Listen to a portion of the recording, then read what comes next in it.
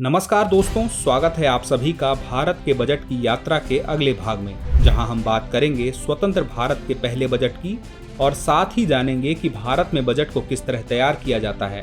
तो चलिए करते हैं चर्चा की शुरुआत। मैं आज़ाद और स्वतंत्र भारत का बजट पेश करने के लिए आज खड़ा हुआ हूँ। इसे एक ऐतिहासिक अवसर भी माना जा सकता है और मैं इसे अपनी खुशनसीबी मानता हूँ कि भारत के वित्त मंत्री होने के नाते इस बजट को पेश करने का मौका मुझे मिला। जबकि मैं इस पद पर निहित सम्मान के प्रति सचेत हूँ, उसी के साथ मैं इस महत्वपूर्ण मोड़ पर भारत के वित्त के संरक्षक का सामना करने वाली जिम्मेदारियों के प्रति और भी अधिक जागरूक हूँ। ये पंक्तियाँ स्वतंत्र भारत के पहले बजट भाषण की है। स्वतंत्र भारत का पहला बजट 26 नवंबर 1947 को पेश किया गया था। यह बजट तत्कालीन वित्त मंत्री आर.के. शनमुखम चेट्टी द्वारा प्रस्तुत किया गया था।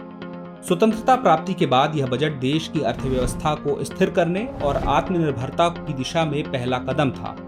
इस बजट में कुल राजस्व 171.15 करोड़ रुपए और कुल व्यय 197.29 करोड़ रुपए का अनुमान लगाया गया था। साथ ही बजट में 24.59 करोड़ रुपए की राजस्व घाटे का अनुमान था, जिसे कर्ज के माध्यम से पूरा करने की योजना बनाई गई थी। इस बजट में रक्षा खर्च के लिए 92.74 करोड़ रुपए आवंटित किए गए थे, जो कुल बजट का लगभग 46% था। इस बजट में कृषि, उद्योग और बुनियादी ढांचे के विकास पर जोर दिया गया था ताकि आर्थिक विकास को गति दी जा सके। इस बजट में कर प्रणाली में कोई बड़ा बदलाव नहीं किया गया था, क्योंकि यह बजट देश की नवजात आर्थिक स्थिति को स्थिर करने के उद्देश्य से जुड़ा था। बजट में विभाजन के बाद के प्रभावों और शरणार्थियों की समस्याओं को भी ध्यान में रखा गया था। यह बजट स्वतंत्र भारत की आर्थिक नीतियों और योजनाओं की दिशा निर्धारित करने में महत्वपूर्ण भूमिका निभा रहा था, जिसमें आत्मनिर्भरता और आर्थिक विकास की परिकल्पना की गई थी। अब आइए हम बजट निर्माण की प्रक्रिया को जानने का प्रयास करते हैं। भारत में बजट तैयार करने की प्रक्रिया एक रोमांचक यात्रा की तरह है, जो बजट पेश होने से लगभग 6 महीने पहले सितंबर में शुरू होती है, जब वित्त मंत्रालय के दरवाजे विभिन्न मंत्रालयों के प्रतिनिधियों के लिए खुलते हैं। वे एक दूसरे के साथ बैठते हैं, चर्चा करते हैं और खर्च और आय के प्रस्तावों पर विचार विमर्श करते हैं। इस यात्रा का अगला पड़ाव वित्त मंत्रालय के पास आता है, जहां से विभिन्न मंत्रालयों और विभागों से उनकी वित्तीय आवश्यकताओं के बारे में जानकारी मांगी जाती है।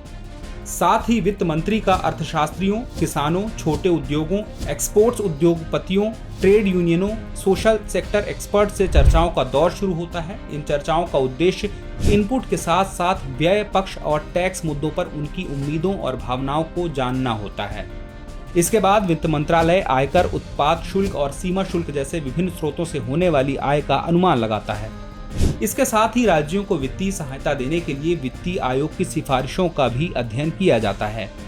इसके बाद वित्त मंत्रालय विभिन्न परियोजनाओं और योजनाओं के लिए वित्तीय प्राथमिकता तय करता है और बजट का प्रारंभिक मसौदा तैयार करता है, जिनमें राजस्व और व्यय का विस्तृत विवरण होता है। यह मसौदा कोर ग्रुप की निगरानी में तैयार किया जाता है। बजट के इस कोर ग्रुप में 5 सदस्य होते हैं, जिसमें वित्त मंत्री, वित्त सचिव, राजस्व सचिव, व्यय सचिव और चीफ इकोनॉमिक एडवाइजर शामिल हैं।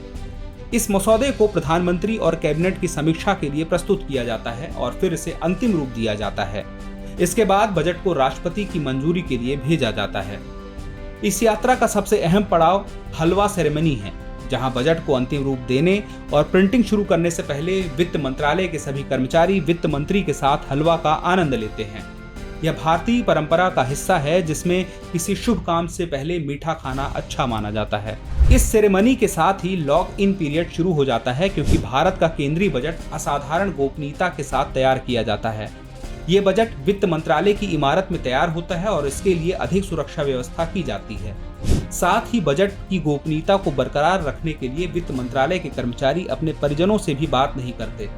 2021 से बजट का तरीका डिजिटल होने के कारण लॉक इन पीरियड भी कम हो गया है। अंततः यह यात्रा ब्लू शीट या ब्लू प्रिंट पर समाप्त होती है, जिसे वित्त मंत्रालय के संयुक्त सचिव की निगरानी में तैयार किया जाता है और इसके बारे में जानकारी केवल सीमित लोगों को होती है।